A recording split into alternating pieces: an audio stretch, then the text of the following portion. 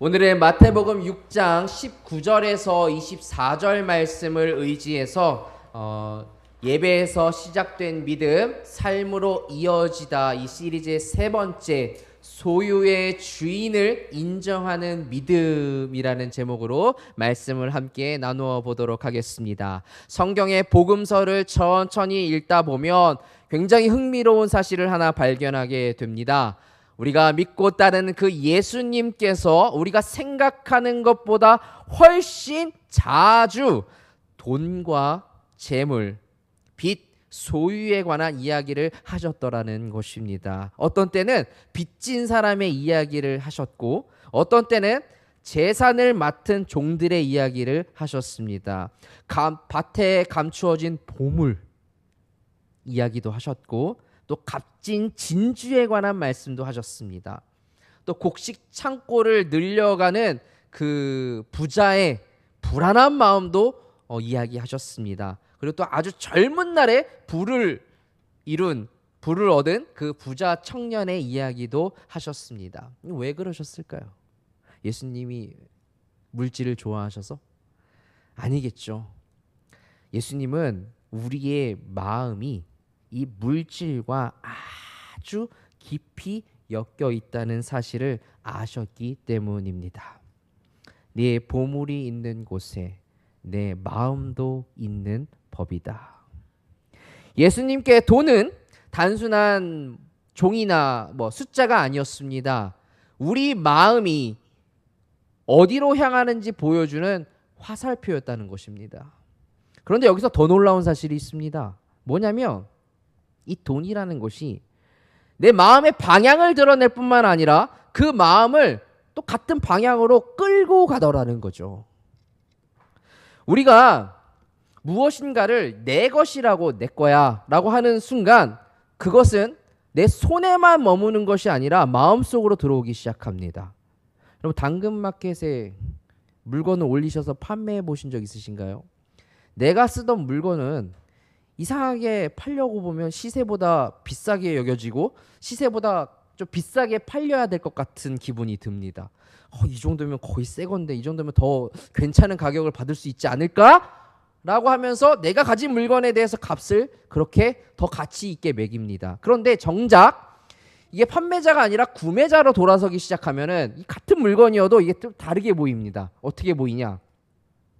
야, 이걸 이 가격이나 판다고?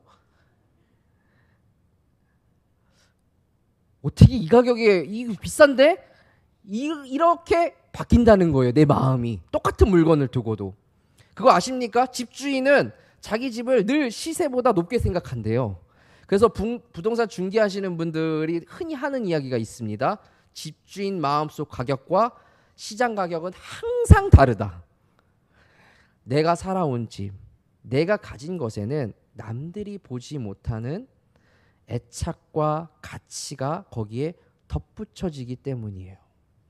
같은 물건인데 이게 내 손에 있느냐 없느냐에 따라 가치가 달라지는 겁니다. 행동경제학자들은 이 사실을 소유 효과라고 부릅니다. 설명을 해요. 이게 뭐냐? 처음에는 내가 그것을 소유한다라고 생각을 해요. 그런데 어느 순간 그것이 내 마음을 소유하기 시작하더라는 겁니다. 오늘 예수님은 우리에게 단지 돈이 많으냐 적으냐, 네가 돈을 어디에 사용하고 있느냐를 묻지 않으십니다. 더 깊은 질문을 하세요. 네가 가지고 있는 것의 주인이 누구냐? 이렇게 물으세요. 네가 그것을 소유하고 있느냐 아니면 네가 그것에 소유당하고 있느냐? 믿음은 내가 얼마나 가졌는지를 증명하는 일이 아니라 내가 가진 것의 주인이 누구이신지를 알고 인정하는 일입니다. 첫 번째, 오늘 주시는 메시지는 뭐냐면 소유는 손에 들어오지만 마음을 붙들기 시작한다고 우리에게 가르칩니다. 오늘 본문을 자세히 보면 예수님은 세 가지를 차례차례 말씀하십니다. 먼저 보물, 이 순서를 한번 보세요. 21절에서 보물 이야기를 하시고 그 다음에 22절에서 눈을 이야기하시고 세 번 24절에서 주인을 이야기하십니다. 이 순서는 우연이 아닙니다.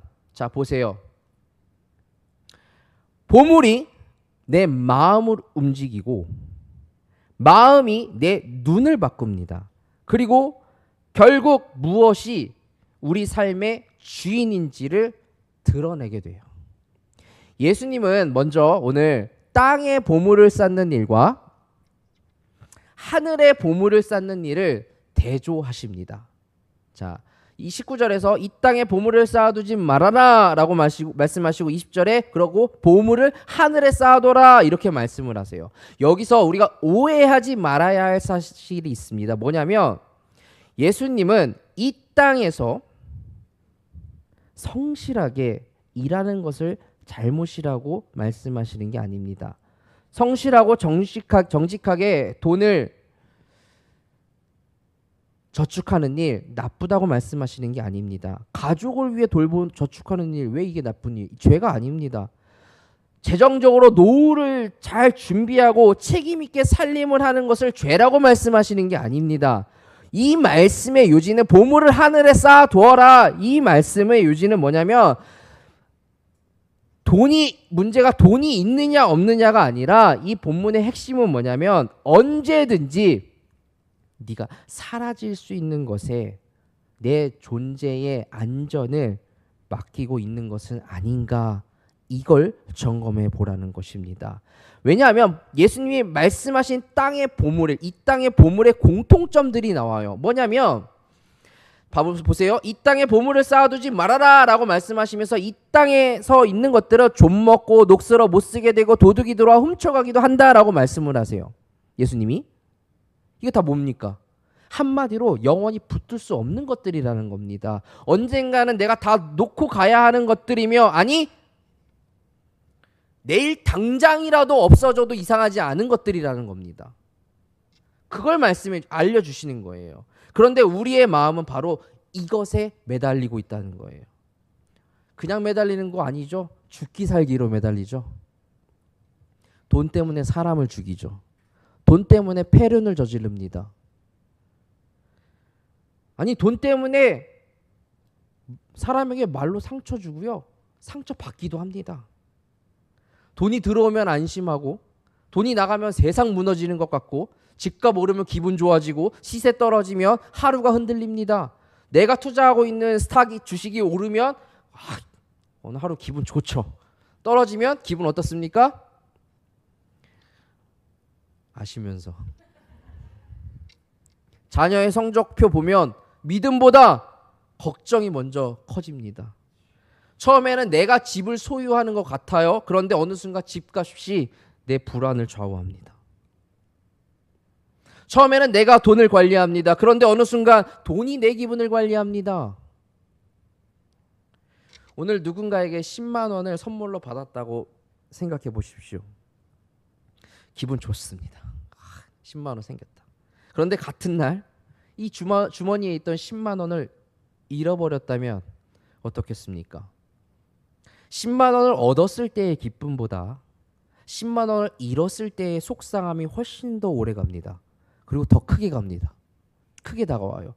선물 받았던 기쁨은 원래 내 돈 아니었잖아요. 그런데 잃어버린 돈만 생각나요. 이것을 경제학자 데니얼 카너먼과 에이모스 트바스키는 손실회피라고 명명합니다. 사람의 마음이라는 것이 이익과 손실, 이걸 똑같이 받아들이지 않는데요. 이게 사람이래요. 이익과 손실을 똑같이 받아들이지 않는데요. 그래서 가진 것이 많이 생기면 기쁨만 커지는 게 아닙니다. 그것을 잃을지도 모른다는 두려움과 염려도 같이 커진다는 거예요. 그래도 좋으니까 많아봤으면 좋겠죠. 이게 소유의 묘한 역설입니다. 그래서 예수님은 우리에게 마음이 어디에 묶여 있는지 그걸 물으세요. 네가 소유한 것이 정말 너에게 맡겨진 선물이니? 아니면 네가 반드시 내가 그걸 지켜내야만 하는 생명줄이니? 이렇게 묻고 계시는 거예요. 여기에 주인과 청지기의 차이가 드러납니다. 청지기는 뭐죠? 주인의 일을 맡아 관리하는 사람이에요. 청지기는. 주인은 모든 결과까지 통제하고 책임져야 합니다. 그런데 청지기는 주인에게 맡겨진 것을 성실하게 돌봐요. 그렇지만 자신이 주인이 아니라는 사실을 분명히 알아야 합니다. 그리고 내가 주인이라고 생각하면 모든 것이 내 어깨에 달려있죠. 그렇죠? 내가 다 책임져야. 내가 주인인데 어떻게? 내가 실패하면 끝날 것 같고, 내가 무너지면 우리 가정 다 무너질 것 같고, 내가 안 붙들고 있으면 내 자녀가 어떻게 될 것 같고. 그렇죠. 내가 주인이라는 생각. 그런데 하나님이 주인이라고 생각하면, 하나님이 주인이라고 인정하면 모든 결과를 혼자 짊어지지 않을 수 있습니다. 하나님은 우리를 사랑받는 자녀로 부르셨고 맡겨진 것을 돌보는 청지기로 부르셨습니다. 맡겨진 것을 성실하게 잘 관리하면 그만입니다. 혹시 여러분 내가 소유한 것 때문에 마음이 힘드십니까? 또 내가 소유하지 못한 것 때문에 또 마음이 어려우십니까? 정말 누가 내 소유의 주인인지 한번 잘 여러분의 마음을 들여다보십시오. 그렇다면 하늘의 보물을 쌓는다는 것은 어떤 의미일까? 오늘 예수님께서 너희를 위해 보물을 하늘에 쌓아두어라 라고 말씀을 하세요. 이건 뭐냐면 죽은 뒤에 하늘나라에서 받을 상을 계산해 두라는 말씀이 아닙니다. 천국 내 집 평수 늘려놓으라는 말이 아닙니다. 그리고 이 말씀은 또 이 땅에서의 재산을 부정하거나 무소유를 명령하는 게 아닙니다. 야, 하늘에 보물을 쌓아둬야 되니까 이 땅의 재산 다 갖다 팔아. 이건 이단이 사용하는 방법이에요. 이단들이 그러죠. 이 말씀 이용해서. 그 이야기가 아닙니다. 이 말씀의 핵심은 방향 전환입니다. 어떻게? 내가 가진 것, 내가 가진 지금 시간, 재물, 재능을 하나님 나라와 사람을 위해 흘려보낼 때 그것이 이제는 썩지 않는 형태로 바뀐다는 의미입니다. 오늘 내가 하는 구제, 어려운 사람을 돕는 일, 구제, 그리고 내가 오늘 하는 작은 섬김, 그리고 내가 오늘 하는 죽도록 미워했던 그 사람을 용서하는 그 일, 또 사랑의 수고, 이런 것들은 이 세상에 기록되지 않을 수 있어요. 맞아요. 그러나 누구 하나 모를지 모르지만 그 일은 하나님의 그 창고에서는 절대 없어지지 않는다. 썩어지지 않는다. 그리고 쌓인다. 지금 그 이야기를 해주시는 거예요. 그래서 이 땅에 보물을 쌓지 말고 보물을 하늘에 쌓아두라는 말씀은 하나님이 지금 소중하게 여기시는 그곳에 너의 삶과 소유를 참여시키라는 말입니다.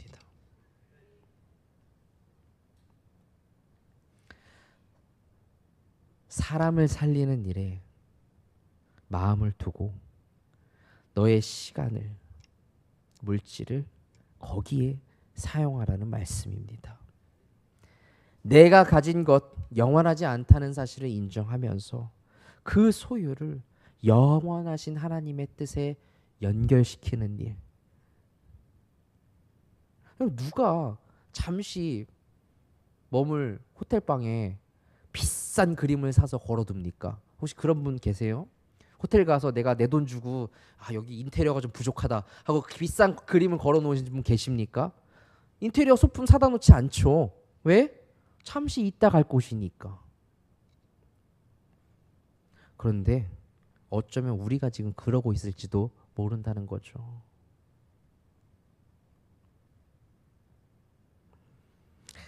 그리고 예수님은 마음이 다 준비되면 네 마음이 나눌 준비가 되면 그때 나누고 준비가 되면 드려라 라고 말씀하지 않으세요. 오늘 21절에 뭐라고 말씀하십니까? 네 보물이 있는 곳에 내 마음도 있는 법이다. 다시 말해 오늘 내가 하는 작은 나눔, 섬김, 그 드림은 이미 좋은 마음을 가진 사람, 마음의 준비가 다 된 사람만이 하는 일이 아니라 우리의 마음을 하나님께로 향할 수 있는 믿음의 좋은 습관이 될 수 있다는 겁니다. 그래서 오늘 우리는 이렇게 물어야 되는 거예요. 나는 돈을 어디에 쓰고 있는가? 그보다 먼저 내가 사용하는 돈은 지금 내 마음을 어디로 데려가고 있는가? 소유의 주인을 인정하면 마음은 소유를 지키려는 불안에서 여러분 자유로워집니다. 두 번째로 오늘 본문은 소유는 마음을 넘어 사람을 바라보는 눈을 바꾼다라고 알려주고 계십니다.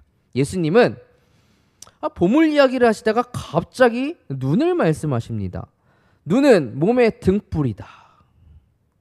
아니 왜 돈 이야기 가운데 눈 이야기가 들어있냐는 거죠. 예수님은 아셨던 거예요. 돈의 힘은 무엇을 살 수 있는 데서 끝나는 게 아니다. 돈은 오늘 내가 무엇이 가치 있는지, 누구를 중요하게 바라볼 것인지까지 바꾸어 놓을 수 있는 힘이 있다는 것을 예수님은 아셨던 거예요. 마찬가지로 눈은 무엇을 보고 어떻게 판단하며 무엇을 귀하게 여기는지 보여주는 마음의 창문입니다. 눈이 달라지면 세상이 달라집니다. 그러나 문제는 뭐냐? 내 눈이 어두워져 있어도 자신은 굉장히 잘 보고 있다고 생각하는 게 문제라는 거예요. 나는 세상을 제대로 바라보고 있어. 나는 가치 있는 일에, 정말 내가 가치 있는 일에 투자를 하고 있고 가치 있는 일에 내 물질과 시간을 쓰고 있어. 이렇게 생각한다는 거예요.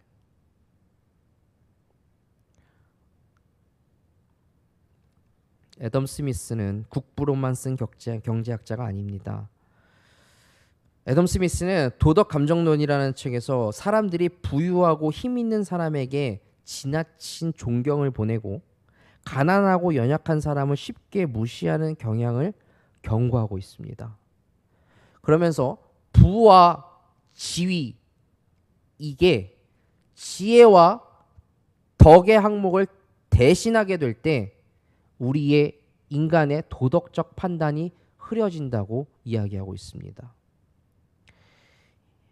이 말이 낯설지가 않은 게 뭐냐면 우리는 사람을 만나고 소개를 받으면 먼저 뭐라고 묻습니까? 어디 사십니까? 무슨 일을 하십니까? 자녀는 어느 학교에 다닙니까? 물론 그런 질문 자체가 나쁜 건 아닙니다. 그러나 거기서 나오는 대답으로 인해서 대답에 따라 그 사람을 대하는 내 태도와 마음이 달라진다면 이미 우리의 눈은 세상의 가격표에 길들여진 겁니다. 우리는 사람을 본다고 하지만 실제로 많은 경우 그 사람이 가진 것을 보는 경우가 많습니다. 그런데 성경은 사람의 가치를 가진 것으로 설명하지 않죠. 사람은 하나님의 형상으로 지음받았기 때문에 존귀한 겁니다. 누구도.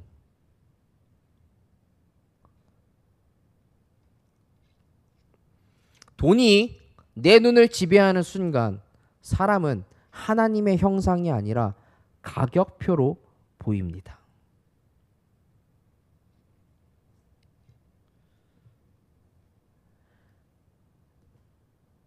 예수님이 말씀하시죠. 눈은 몸의 등불이다. 눈이 좋으면 온몸이 밝을 것이다. 이건 예수님이 단지 너네들의 시력이 좋아야 한다라고 말씀하신 게 아니죠. 내 눈이 지금 무엇을 욕심내고 내 눈이 지금 무엇을 계산하고 있으며 내 눈이 누구를 지금 외면하고 있는지를 물으시는 겁니다. 눈이 밝다는 것은 그 사람이 가진 소유와 지위보다 먼저 그 사람의 존엄, 그 사람이 얼마나 존귀한 존재인지를 볼 줄 안다는 뜻입니다. 그래서 그 사람의 말, 그 사람의 시간, 그 사람이 돈을 쓰는 것을 보면, 그 사람에게 쓰는 것을 보면 얼마나 그 사람을 귀하게 여기는지를 알 수 있다는 거예요. 경제학자 그리고 사회 비평가인 소스타인 베블러는 유한계급론에서 과시적 소비라는 것을 설명을 해요. 과시적 소비. 사람은 필요 때문에 물건만 사는 게 아니라 자신의 지위, 자신의 성공을 다른 사람에게 보여주기 위해 소비한다는 거예요. 생각해보면 진짜로 우리는 물건 필요에 따라 물건만 사는 게 아닌 것 같습니다. 때로는 인정받고 싶은 마음을 사죠. 뒤처지지 않았다. 나는 뒤처지지 않았다라는 안도감을 사기도 합니다.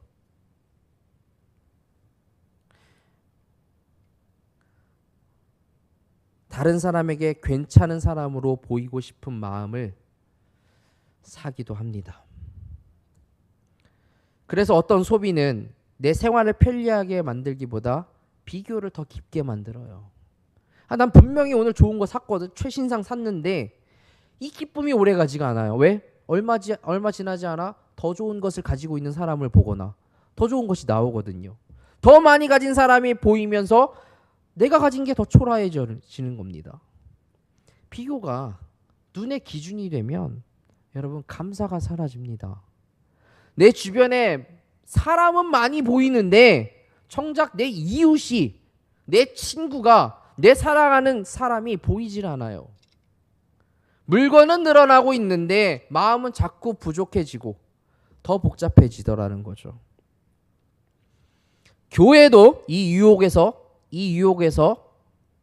자유롭지 않습니다. 우리는 말로는 모든 성도가 하나님 앞에 귀하다고 고백을 하죠. 그런데 영향력 있는 사람, 교회 안에서 보세요. 영향력 있는 사람, 목소리 큰 사람의 의견만 더 무겁게 듣고 조용히 섬기고 계신 분들의 그분들의 눈물, 그분들의 헌신, 수고 놓친다면 우리의 눈도 세상과 다르지 않습니다. 예배당을 청소하시는 손길들, 주방에 그 뜨거운 불 앞에 서 있는 손길들, 눈에 띄지 않는 곳에서 지금도 곳곳이 섬기고 계시는 그 손길들 하나님 앞에서 다 귀합니다. 이렇듯 소유의 주인을 하나님으로 인정하면 우리가 보는 시선이, 시각이, 눈이 바뀐다라는 거예요. 그리고 우리는 이렇게 묻게 됩니다. 나는 내 것을 지키느라 사람을 놓치고 있는 건 아닌가? 정작 중요한 사람. 손해를 계산하느라 하나님의 선하심을, 하나님의 일하심을 보지 못하고 있는 것은 아닌가? 남이 가진 것을 보며 불행해하는 그동안 하나님이 내게 이미 주신 그 은혜를 잊고 있는 것은 아닌가? 사랑하는 성도 여러분, 소유의 주인을 하나님으로 인정하면 손해가 먼저 보이던 눈에 사람이 보이기 시작합니다.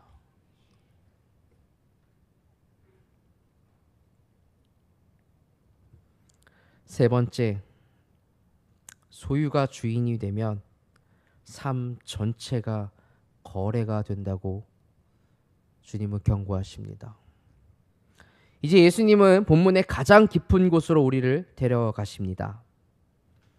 6장 24절, 아무도 두 주인을 섬기지 못한다. 한쪽을 미워하고 다른 한쪽을 사랑하거나 한쪽을 중히 여기고 다른 한쪽을 무시할 것이다. 너희가 하나님과 재물을 함께 섬길 수 없다.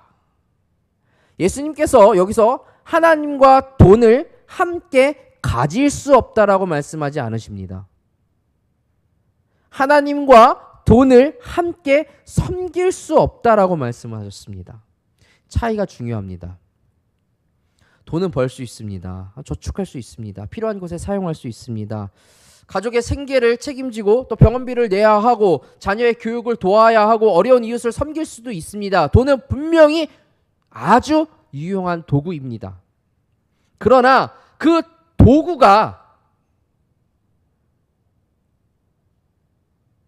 도구가 주인이 되는 순간 문제가 시작된다는 거예요.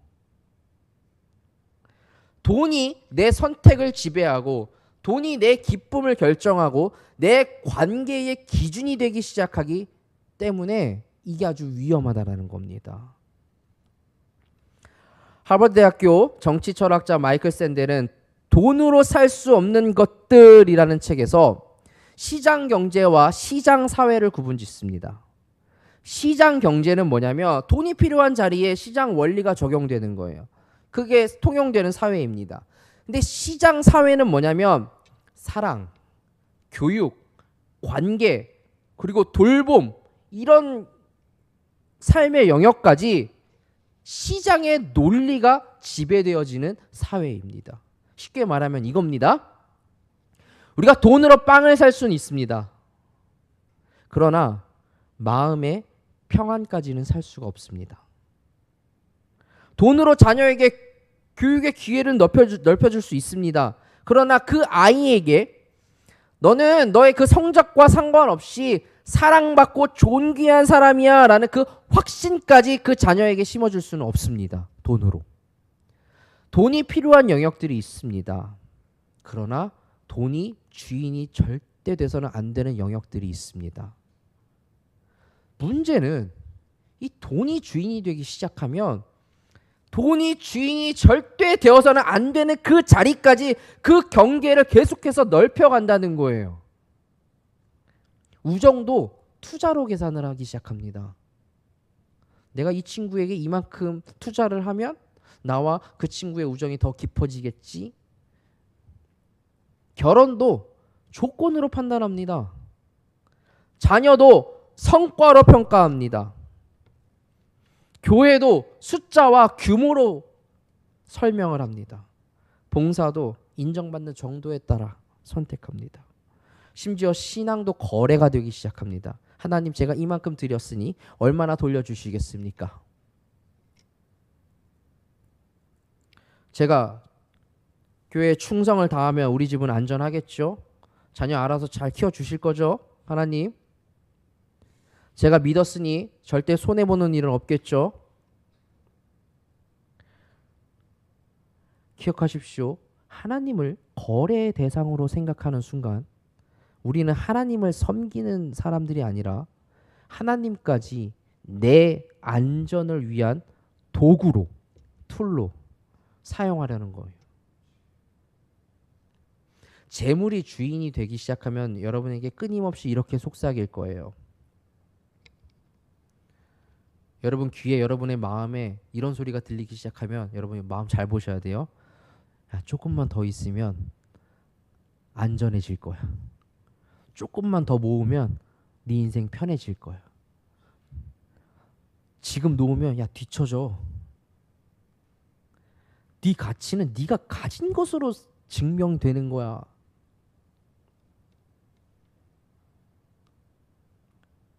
그 목소리는요. 좀처럼 멈추질 않아요. 없으면 없어서 불안하고 있으면 잃을까봐 이게 없어질까봐 잃을까봐 불안해지고 조금 더 있으면 조금 있으면 더 있어져야 될 것 같아서 불안하고 돈은 그렇게 거짓으로 평안을 약속해 냅니다. 계속 괜찮아질 거야. 조금만 더 조금만 더. 그런데 실제로 더 많은 걱정과 더 많은 희생을 요구하는 게 돈이라는 거죠. 여러분 잘 생각해 보세요. 살 집 지금 마련됐고 돈 제법 그래도 오늘 먹고 살 만큼 버시니까 정말 마음이 평안해지셨습니까? 아니 불안한 마음이 싹 사라지셨습니까? 아니더라는 거죠. 그러니까 여러분 돈은 이 시장 경제에서 아주 유용한 도구이지만 그것이 마음의 왕좌에 앉는 순간 삶 전체를 거래로 바꾼다라는 거예요. 그런데 여기서 꼭 조심해야 할 것이 있습니다. 뭐냐면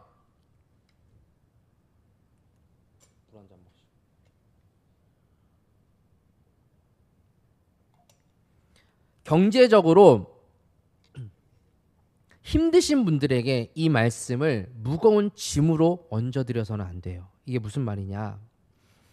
생활비 때문에 정말 어려워서 잠을 이루지 못하시는 분들이 계십니다. 진짜 어려워서. 그런데 거기다 대고 왜 믿음이 없냐고 말씀하시는 거는 예수님의 마음이 아닙니다. 아니 병원비 때문에 정말 진짜 없어서 두려워하고 계시는 분에게 돈을 사랑해서 그런 거야. 그거 그렇게 말하면 그것도 복음이 아닙니다.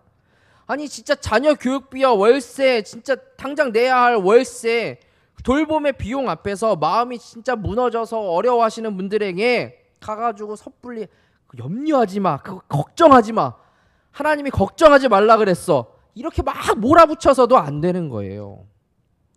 경제학자 에넌디만이라고 하시는 분은 이 경제적 어려움이라는 것이 사람의 이 정신적 자원과 이 정신적 자원을 소모하고 판단하고 집중하는데 부담을 준다는 연구를 발표했습니다.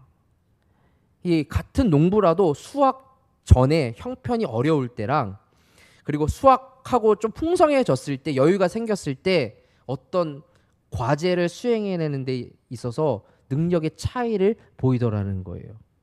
이 연구 결과가 나타내는 게 뭐냐면 이 가난과 불안정이라는 그 상황 그 자체가 어쩌면 사람의 마음과 정신의 무거운 짐을 지울 수도 있다라는 뜻입니다.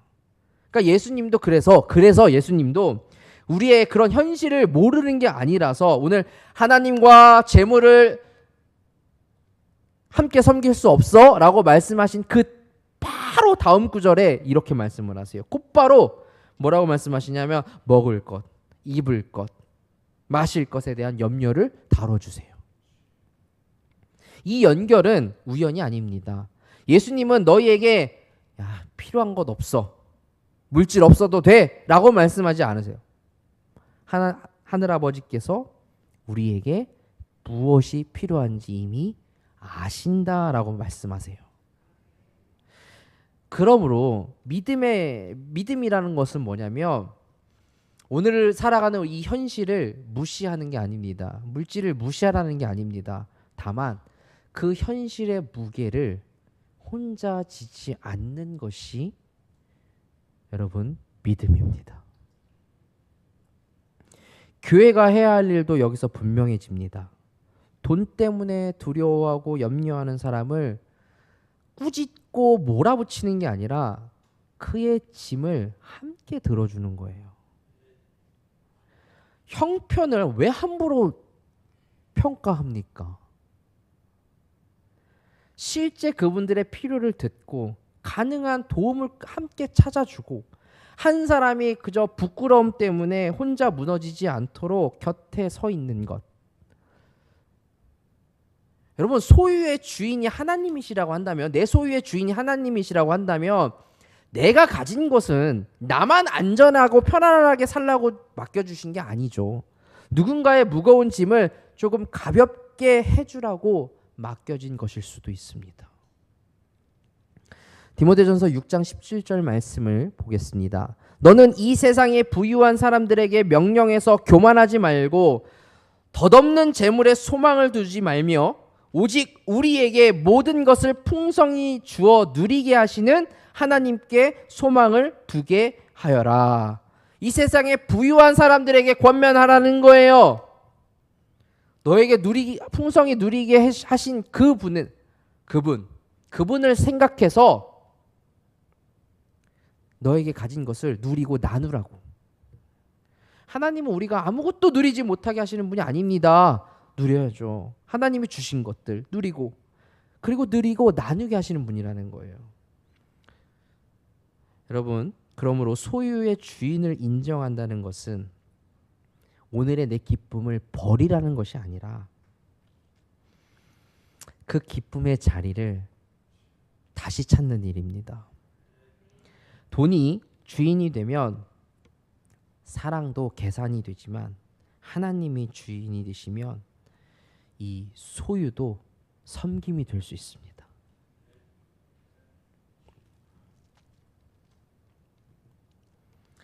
복음의 결론을 지어봅니다. 내 소유보다 먼저 내가 누구의 것인지를 기억하시길 바라겠습니다.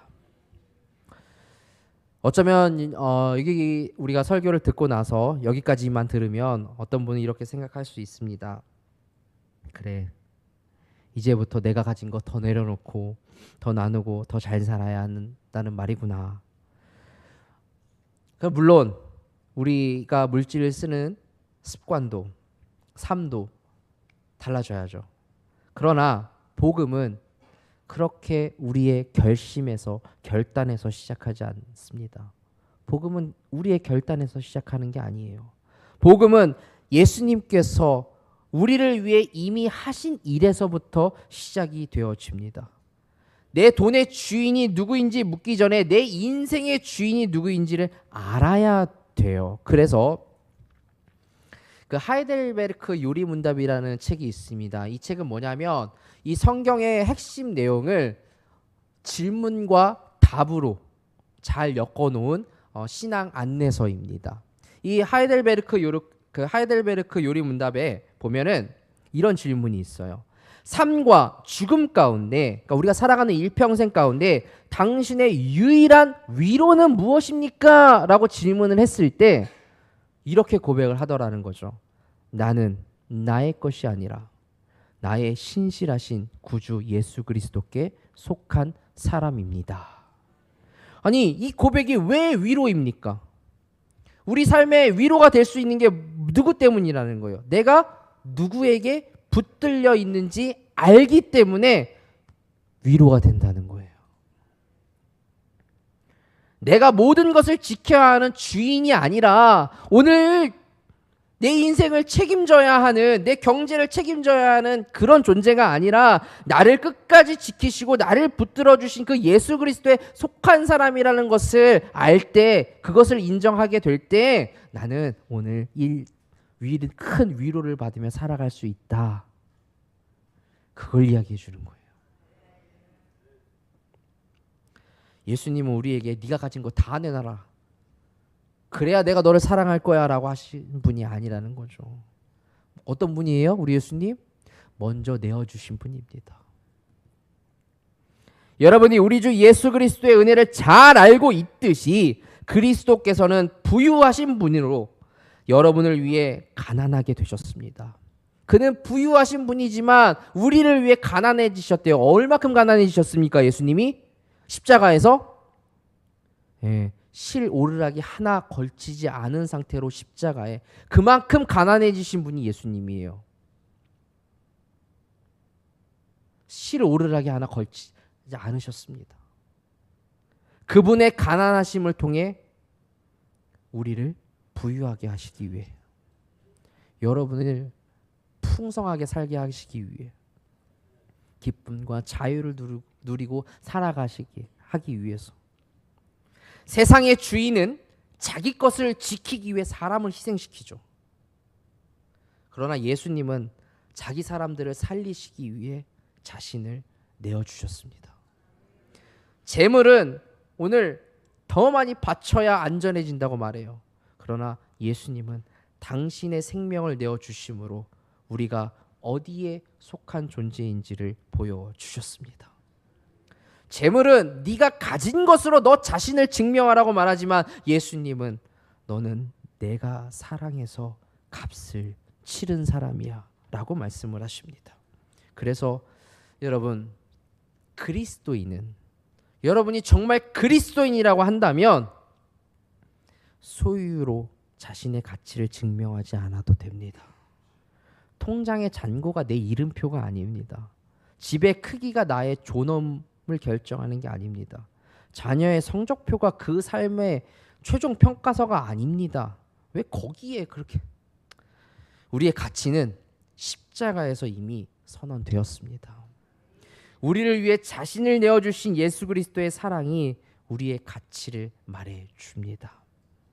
그러므로 소유의 주인을 인정하는 믿음은 억지로 포기하는 믿음이 아니라 이미 가장 귀한 것을 받은 사람이 더 이상 소유의 노예로 살지 않는 믿음입니다. 그래서 우리 삶에 이제 세 가지 작은 변화들이 시작될 겁니다. 첫 번째는 이제 우리의 마음이 달라지기 시작할 거예요. 내가 반드시 지켜야 한다는 이 두려움 대신에 하나님께서 내 것을 내게 맡기셨고 하나님께서 함께 돌봐주신다. 하나님이 다 붙들어 주신다. 이 신뢰가 이제 자라나기 시작할 겁니다. 마음이 달라지고요. 두 번째, 이제 저와 여러분의 눈이 달라집니다. 사람을 가격으로 평가하던 눈이 이제 존귀한 하나님의 형상으로 보이기 시작할 거예요. 남의 것을 부러워하던 눈이 내게 주어진 것에 감사하게 여겨지고 그 은혜를 발견하는 눈이 될 겁니다. 세 번째 달라지는 거, 내 손이 달라질 거예요. 움켜쥐기만 하던 손이 이웃을 향해 펼쳐지기 시작할 거예요. 저 사람 커피 한 잔도 안 사던 사람이 오늘 커피를 사네. 이게 조금씩 우리 달라지기 시작하기로 했잖아요. 말도 달라지고 시간 쓰는 것도 보여주기 위한 소비보다 사람을 살리는데 사용되어지기 시작합니다. 이것이 예배에서 시작된 믿음이 삶으로 이어지는 믿음입니다. 주일에 내가 하나님을 나의 주님이라고, 나의 마스터라고, 나의 주님이라고 부르면 월요일의 소비와 내 금요일의 통장 잔고 앞에서도 하나님이 주인이심을 고백할 수 있어야 되는 거예요. 거창하게 시작할 거 없습니다. 그냥 이번 주 물건 사기 전에 한번 생각해 보는 거죠. 물어보는 거죠. 이거 정말 내 삶에 필요한 건가? 아니면 남에게 잘 보이기 위해서 이걸 사는 건가? 마음이 불안해질 때도 물어보는 거예요. 지금 내 안전을 붙드신 분이 하나님인가? 아니면 내 마음의 안전을 찾는 게 통장 잔고인가? 도움이 필요한 사람을 만났을 때도 물어보는 겁니다. 나는 이 사람을 내게 부담이 되는 존재인가? 아니면 하나님이 내게 보내주신, 오늘 사랑하라고 섬기라고 보내주신 이웃으로 보고 있는가?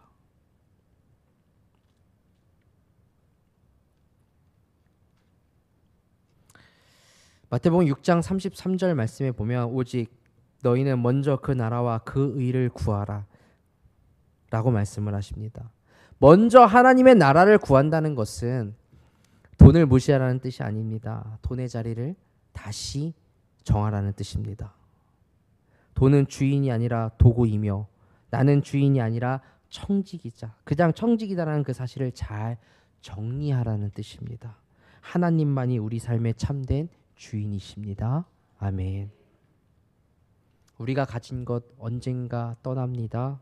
그러나 예수 그리스도의 사랑은 절대 떠나지 않습니다. 내 소유는 오늘 변할 수 있습니다.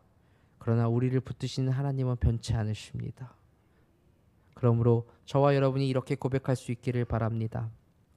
하나님, 제가 가진 것 많든 적든 그것의 주인이신 하나님을 내가 인정하길 원합니다. 그리고 무엇보다 먼저 저 자신이 나는 예수 그리스도의 것입니다. 나는 예수 그리스도께 속한 사람입니다. 그냥 나는 주님 거예요.